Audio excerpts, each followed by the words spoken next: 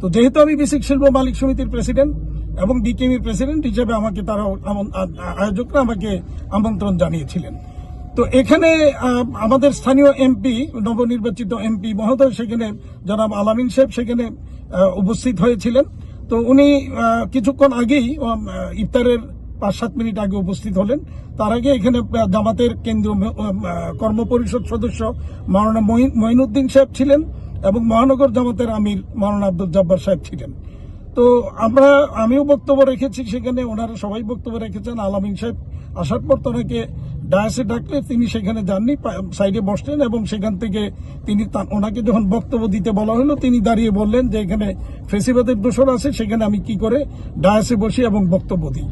এই কথা বলার সাথে সাথে বিসিকের ওখানে উপস্থিত শিল্প মালিকরা সবাই উঠে দাঁড়িয়ে যান এবং ওনারা এটার জবাব চাইতে চাচ্ছিলেন। তো আমি বললাম যে না, তোমরা এখানে কোনো সিন ক্রিয়েট করবে না, এখান থেকে তোমরা বের হয়ে যাও,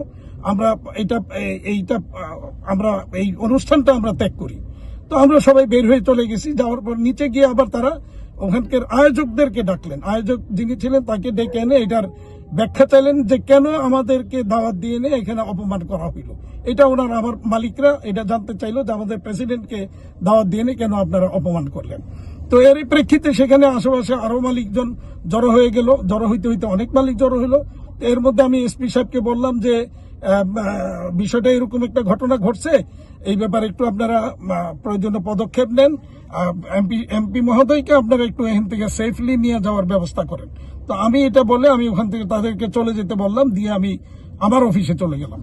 কতক্ষণ পরে, আরো অনেকক্ষণ পরে এসপি সাহেব এবং ডিসি সাহেব ফোন করলেন। আমাদের এমপি দীপু ভূঁইয়া আমাকে ফোন করলেন যে এরকম ওখানে মালিকরা অনেকেই জড়ো হয়েছে এবং সেখানে একটা উত্তেজিত অবস্থা দেখা যাচ্ছে।